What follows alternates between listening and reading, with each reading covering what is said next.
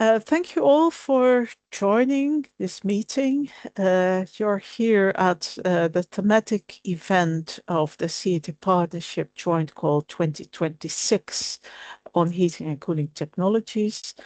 My name is Gabby Breenbroek. I'm from Netherlands Enterprise Agency, and together with my colleagues, I'm leading this heating and cooling technologies thematic area within the Clean Energy Transition Partnership. I would invite my colleagues Luis and Alicia to introduce themselves shortly as well. We start with Luis. Yes, welcome from my side. My name is Luis Stoppelkamp. I'm from Germany, from PTJ, the German funding organization, and I'm here also in this tree and for this webinar. And for the presentation or for this webinar, if you have any questions, we have in the end the question and answer section. And if you have question in between, just write them in the chat. Yes, thank you. Then Alicia, please. Thank you. My name is Alicia Victoria Stockwassa. I am leading here the TRI office sites from along with Gerdi from more administrative sites. And most of the communication are usually, if you're contacting us via the TRI4 mail, it's usually jumping first to my windows, and I am the one responsible for that first contacts and assisting you to go through to specific directions of our CTP partners, and along with Gerdi on the site and Luis as well as. And I am located in Iceland, so there is usually a time difference in between as well. Thank you. Thank you. So let's go to a few practicalities. Be aware that your name will be displayed in the list of participants as well as in the chat window. And if you have questions, please put them in the chat or raise your hand in the questions and answers session. There's also a possibility, what we often see in meetings like this, that people put in the chat what they want to share with others, what they're looking for in projects, what they have to offer. Don't hesitate if you want to do that. You never know what this thematic this thematic webinar can bring you in terms of new contacts as well. We will, and I'm not sure if I did it, but my apologies to everybody for this technical issue that we had with the meeting link. I hope that many of you have found the way to the right meeting, and we're here with a number of people. I hope that few more will join, because we had many more people that were interested in this, but we will see them joining. And the first part of this presentation will be generally introducing the procedures of Joint Call 2026 and the call calendar. And after that, we will move to the heating and cooling technologies, the particular module that we're working on. And then we also go to show you the matchmaking opportunities that we have for you this year. And then we go to questions and answers, and then we will wrap up the meeting. So the Clean Energy Transition Partnership and the Joint Call 2026. The Clean Energy Transition Partnership is a transnational research and innovation partnership for the clean energy transition that funds transnational projects that support development and implementation of clean energy solutions. It's a partnership that is co-financed by the EU and more than 30 countries, so both the European Commission and countries put money in the pot to fund these projects. And it is a broad partnership that supports low TRL work and technological breakthroughs and system integration opportunities.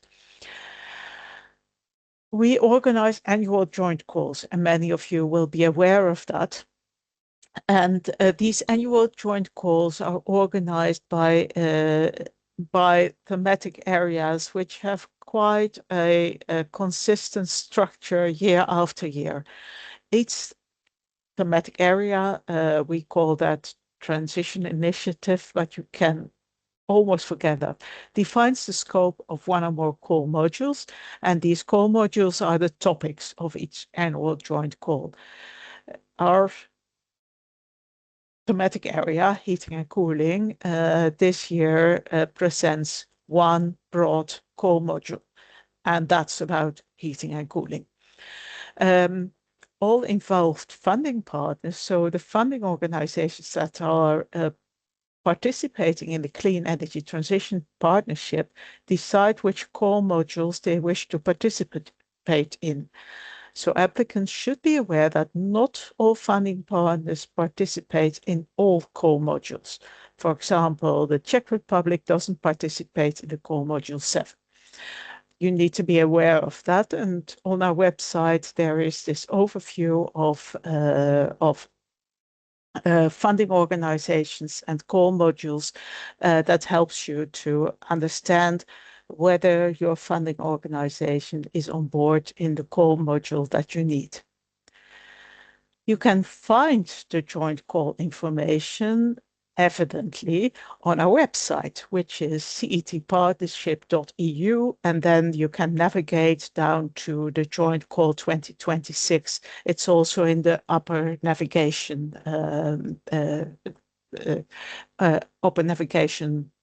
bulk. And there is also a call launch event that was organized, it's 28th of May, 26th May of 2026 would be, it was 26th of May. And you can find the documentation if you follow that link. You can also find it if you navigate down from the website. And then you have a full overview of everything you need. You need to be aware that a proposal that we require a two-step procedure. First of all, you submit a pre-proposal in October of this year, and this pre-proposal is hopefully followed by an invitation to submit a full proposal. There will be eligibility checks according to both the general and the national requirements. We will come to that later, how this works. And the evaluation, the technical evaluation will be done by 3 experts per proposal, both in the pre-proposal stage and in the full proposal stage. There is 1 ranking list per call module, and we score on excellence, impact, and quality, 5 for each, and you need to have a score above 10 or none of the criteria scoring below 3 to be eligible for funding. How does this then work? And this is important to understand for people that have never seen the Clean Energy Transition Partnership. If you are on the left-hand side, there's a proposal for a project 1, 2, 3. The proposal has a coordinator and a couple of partners. The coordinator and the partners need to come from different countries to be eligible for funding in the Clean Energy Transition Partnership. You can have a couple of partners from the same country, but you need to have 3 countries on board. Each funding organization funds the partners in their own country. so the Spanish partner is funded by a Spanish funding organization. The Swedish partner is funded by a Swedish funding organization. The Korean partner by a Korean funding organization. And then we also have an Austrian partner here on board. That may be different constellations, of course. There are also possibilities to include partners from countries which are not in the call, but they need to bring their own financing. And it's also possible to include partners that are not applying for funding from your own countries or from third countries. That's fully possible. So these partners can be included. But the important thing to remember is that funded partners are funded by their own funding organizations. And another important thing is that we need 3 countries for an eligible CET partnership proposal. You will find more details in the call text. This means that we have different things that you need to think about. In the general call text, there are general requirements for any project. These general requirements for any project include that there must be a minimum of 3 partners from 3 countries.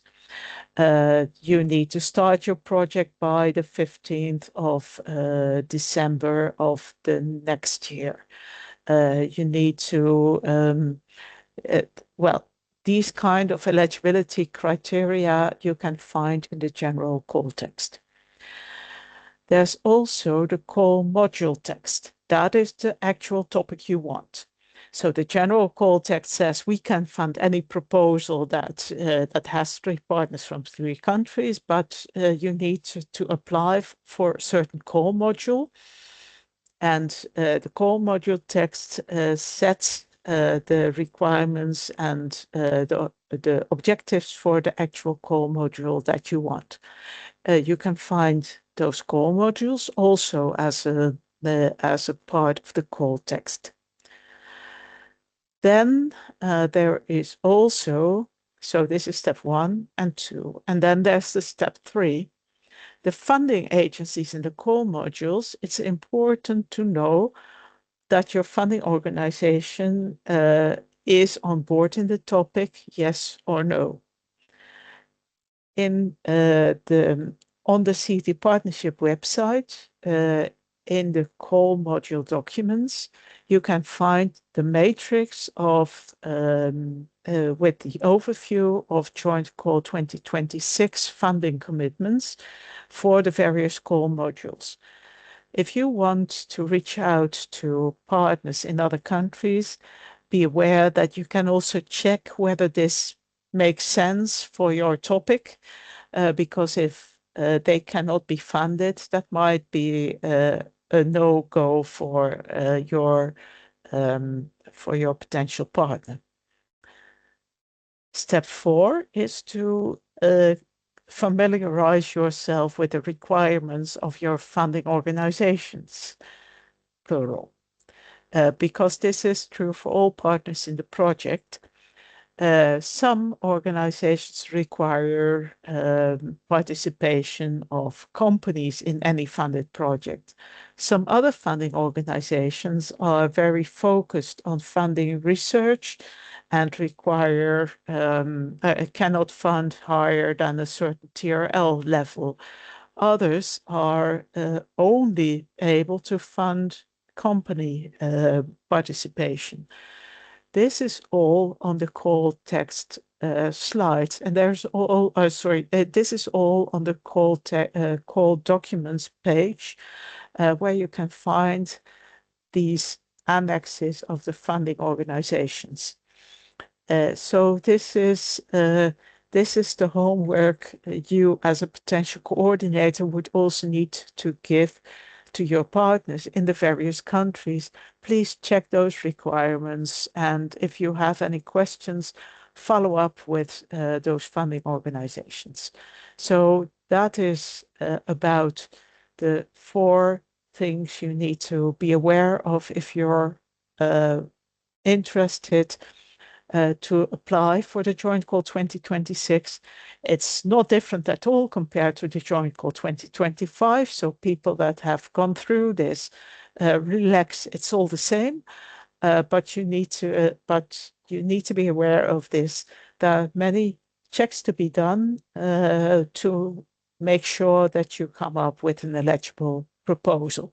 And that's what we all want, because we want to use this money to leverage, to bring European partners together in projects that unite the strengths of the various countries in one funded project. Here is the calendar that we envisage. We opened for pre-proposal submission. We opened for pre-proposal submission some time ago, but more important is that we close for pre-proposal submission on the 8th of October. So you have the holidays to also let it sink in and determine your strategy for September, when a lot of work needs to be done. Then we will consider which proposals can be admitted to full proposal stage in order also to prevent significant oversubscription. You will get the notification on the 8th of January at the latest. And then the full proposal stage will close on the 11th of March 2020. Oh, I'm so sorry. That should read 2026, 7. That will be next year, people. This is a glitch. Funding decision communicated end of June 2027. We're in the right year then again, and the project start tentative September 2027, but we expect projects to start by half December 2027. You need to make sure that you consult the specific funding agency annex to see if you need to apply if and when you need to apply to your national or regional funding organizations. And this is an overview of the call modules that are available this year. I will not go into the details now, but just take you to the heating and cooling technologies. This is one of the core modules. We have 10 this year. This means that, well, it's important to understand that the budget goes to the core modules where there is the best possibility to fund the best projects. So that means the budget is not divided by 10, but if you come up with many, many good proposals, there will be more budget flowing towards heating and cooling technologies. It's not, this is not a given, but it's not the budget divided by 10 that you can expect. So with that, I would move on, unless there are any burning questions, Louise, that you already see from the chat about this part. There are already 2 questions. The first one, if we share the presentation afterwards, we will do it. Mm-hmm. Yeah. And then the second question is about the national requirements. Mm-hmm. Yeah, I will read it shortly. For EU association organizations based in Brussels representing actors all over Europe should check if Belgium national funding authorities are participating in the call model.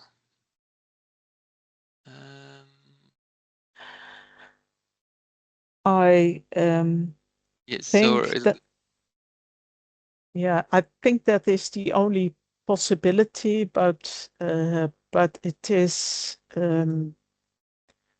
I wouldn't be able to say by heart if this is at all possible, because it may be that that the Belgian funding organizations also require that there is a direct impact to the energy transition in Belgium to be expected.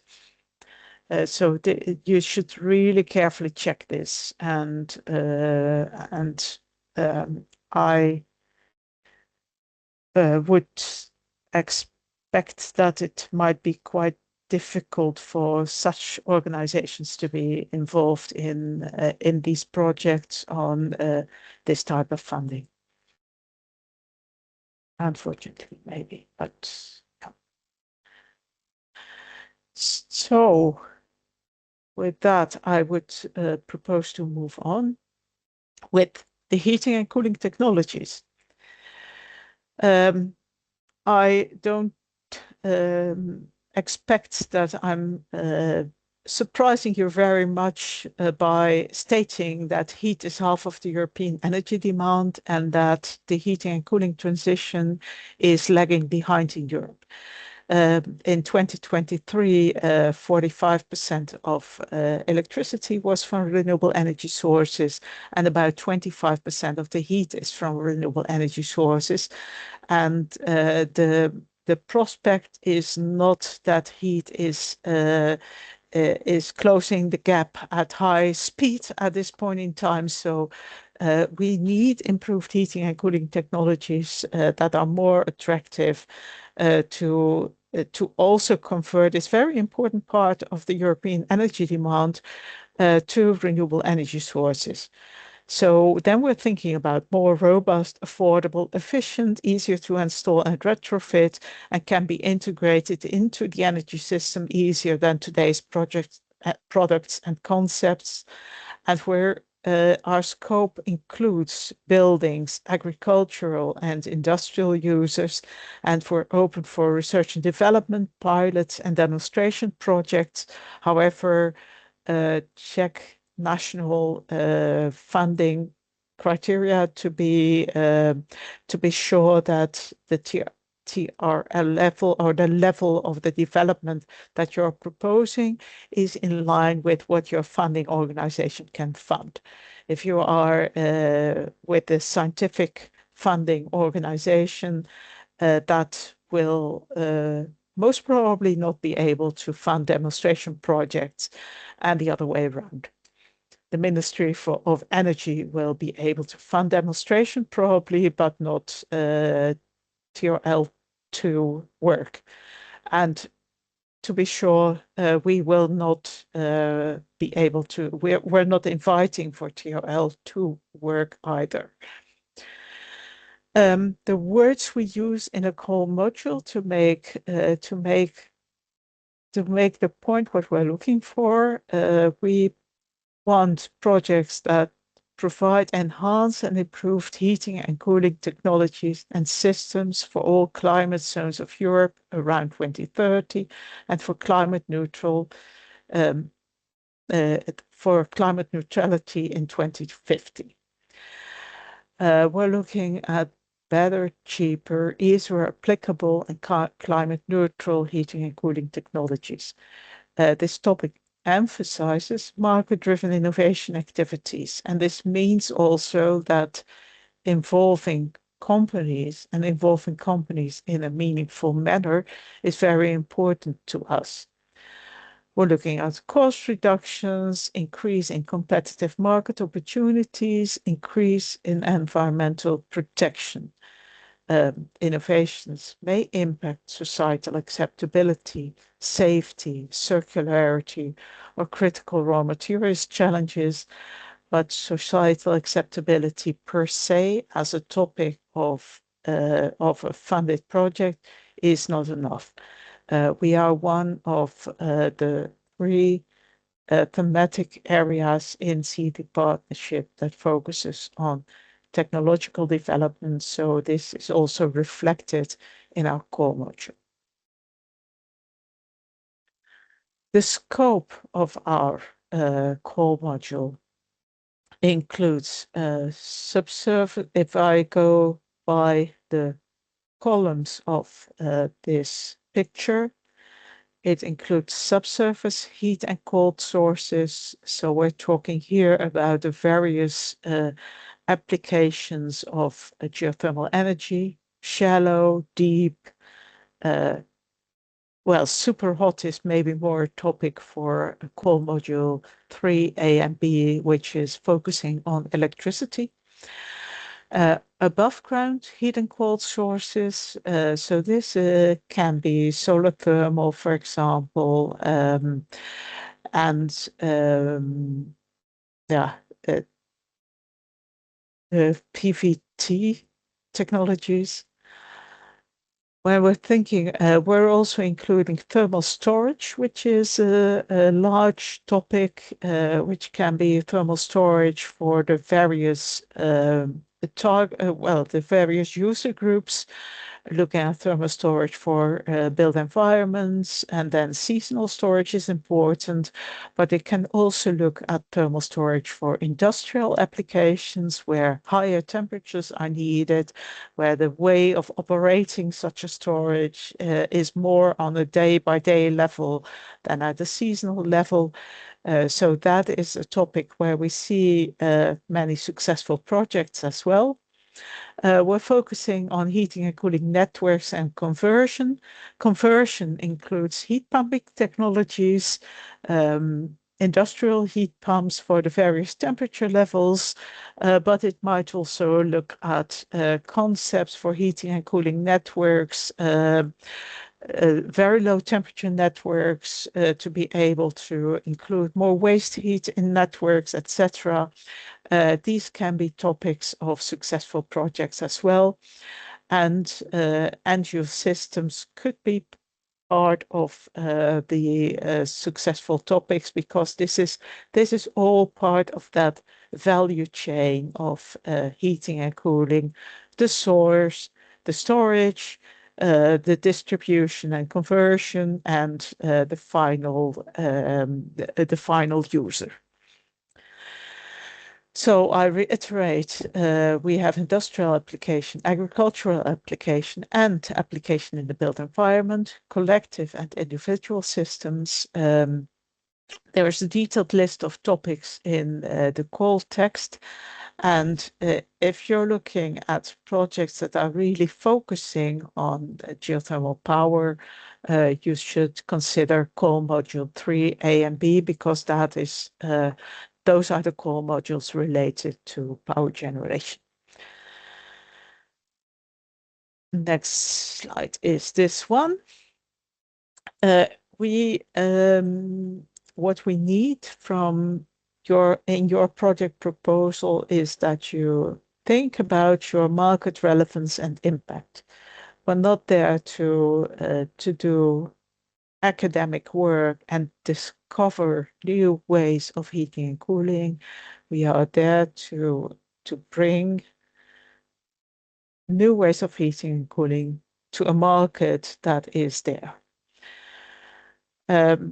Or that will be there, of course, because some things also need to change in the existing markets, and I am sure that they will change. We need a proof of concept before the start. So TRL 3 or higher as a start TRL is mandatory. Please consider this and think about this proof of concept, that we can see that what you're proposing, that you can build on something there. You can also start at a TRL 6. It is completely eligible. So that is good to understand. We don't want you to start at TRL level 3. We encourage you very much to come to us if you're starting at a higher TRL level, but this TRL 3 is the absolute minimum. Whatever technology readiness level you have, you need to have at least one company as a project consortium partner, and your work should agree with the rules of your relevant funding organizations. And you can find the matrices on the site of CET Partnership. What do we offer? We make it possible for you to collaborate with your international partners in one funded project, bring together your international partners and yourself to forward that technology that you're working on. And you can always contact us for assistance. But if you need to talk to your national, if you have questions about your national, regional regulations and requirements, please contact your national or regional funding organization. So any questions, and this is again from the general presentation. If you have questions about the general call text, the call application, submission, evaluation, calendar, etc., you can go to call management. If you have questions about the call modules and thematic topics, you can contact your TRI office. That's us. If you have questions about your national requirements and national eligibility and contractual matters, you need to contact your national funding organization. And if you want to find project partners, you can use the matchmaking or support or contact the support team. But I propose just to use the matchmaking, and I will briefly show you where to find it. This is where to find your national contact points on the CET Partnership website. You see the Joint Call 2026, you see the funding organizations and call modules, and there you find this listing of who is involved in what call modules. And you can also click on the funding agency and find their national requirements. If you want to be involved in the matchmaking, there's 2 ways you can go. The one way is to join our B2Match community. You will see in the upper right corner of our website that you can join there, and then you get to the matchmaking website where you have to register, and then you can put out your ideas and your proposals and your search for partners for specific projects. So that is a possibility. You can also reach out to the Enterprise Europe Network. Enterprise Europe Network was again also at our launch event with a few more slides that help you realize what they offer. It's an incredible network of small and medium-sized enterprises at a European level. You can see that there are quite a number of people involved there, and they're ready to, well, not all of them, but the one you need might be among them. So you can reach out through them as well if you're looking for partners. So that brings us to the questions and answer session, and I will stop sharing my screen then, that we can have a bit better view, or maybe, yeah, no, I won't. Luis, the floor is yours, and I can move through the slides if needed. Yeah, thank you. So there are no new questions in the chat. So if you have any questions, then please just raise your hand and you can tell them. Luis, we have as well the question and answer box, which you might see there. Yeah. And there were a few. Just so we have the same.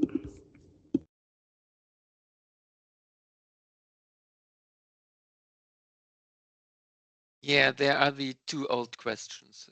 We already answered them. Mm-hmm. The one with the presentation is shared, but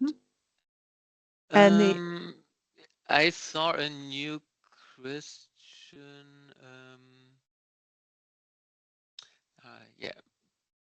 Dori from Germany has a project idea. So if you're interested, you can get in contact there. It's in the chat. So yeah, if you have any questions here for the call we have, then please raise your hand.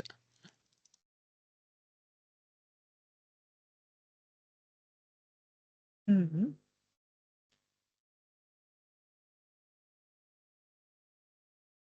Okay, then well, maybe just a question to partner to the visitors. Are you satisfied, halfway satisfied with this webinar, or disappointed?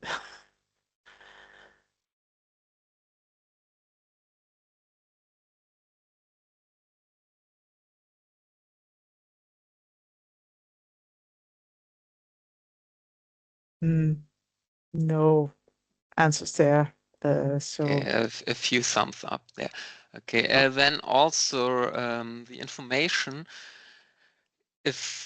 Maybe all, but also a few of the funding organizations have also own events where you can also ask questions for the national requirements of these countries. For example, in Germany, there are 3 question and answer sessions. One was already, 2 are left in July and in September. This is what I can say for Germany. For the others, you will also find them on the B2Match platform. Very good. Yes, it's well, for Netherlands, I can say that next week, this time, we will have, no, not this time. Next week, Tuesday morning, there will be a session on the requirements of the Dutch organizations. It's Netherlands Enterprise Agency, my organization, and the Dutch Research Council. And we're organizing a webinar together. So if you're interested and you were not aware of it yet, please write in the chat and I'll send you an invite after this meeting.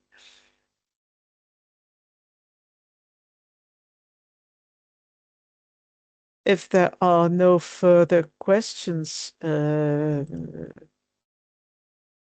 Louise. Yeah, there's a new question. Are more funding organizations or countries joining the call? For this call, not. There's maybe the possibility for the next call. But yeah, we don't know.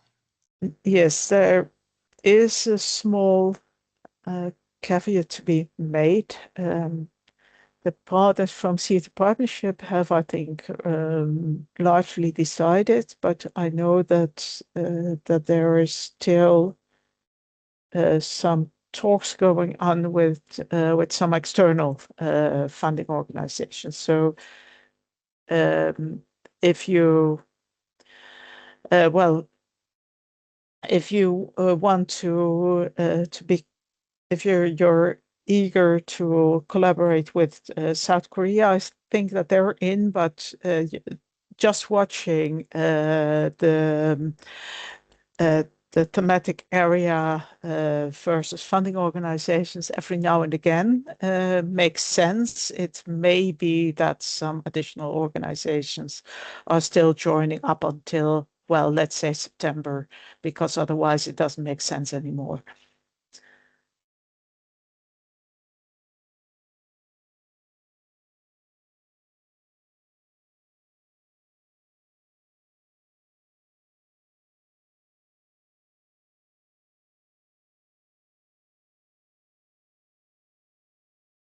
Okay, well, Oh. I think that I hope that this has been helpful for people. I would close the question and answer session, Louise, if you agree. It is. I see that at least some of the participants register that this has been informative for them, and I wouldn't take more of your time. If you want to connect to one another, please be quick, because otherwise we will have closed the meeting. Aha. Okay. That's one. So yeah, 2 new questions. Yes. Suddenly arrived. Okay, so how to interpret the TRL level for a 100 megawatt thermal storage that is up and running? Well, I think, Søren, that if it's up and running, the technology readiness level is 9. It's demonstrated and market, well, 8 or 9. However, if you want to do improvements, if you're looking at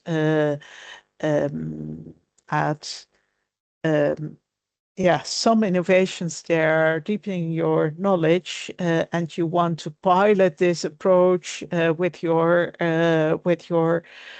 project as a pilot location, things like that. That would then you start again, but this is then not the technology that's up and running that you're demonstrating. It is something in addition. So I would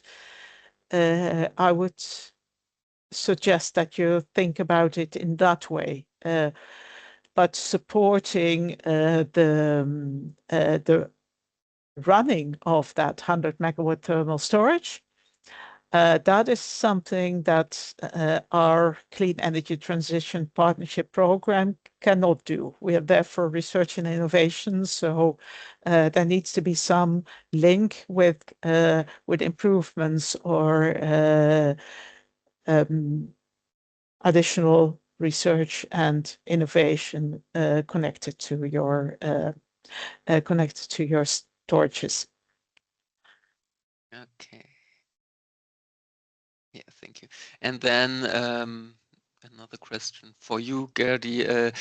Zeynep Uykon wants to join the RVO meeting next week for the webinar and wants to have an invitation. I can Yes. send you the email afterward. So you yes, excellent. Will do.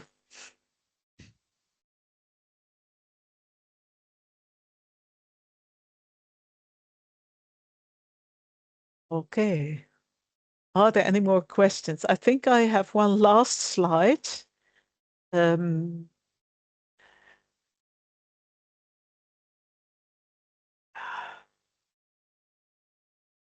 I think I have one last slide. That is, and I'll share my screen again. No, that's not the right one. Sorry. I'll share my screen again. There we go. It's upcoming events, just to make you aware that you can find events on CETIC Partnership website. I am aware that I still need to register the Dutch event there, but at least for Zeynep Uykon, this will be arranged. And you can also go to B2Match, where there is also a list of events there. And then I can only say thank you for your interest, and thank you also for your perseverance to follow up with finding the right link to this meeting. Our apologies once again. And there is one question, I think, for you, Luis, to follow up. Yeah, the German events will also be on the B2Match. Otherwise, there are information on LinkedIn shared by PTJ. Okay. So we have a clear offer here from Finland. And with that, I thank everybody for their participation. You will receive the presentation in PDF format very soon so that you can work with it. If you have any questions on the TRI on the call module, please let us know. And if you have any questions that relate to the national or regional requirements, please contact your national funding organizations, because we see many preventable errors there that would have been prevented if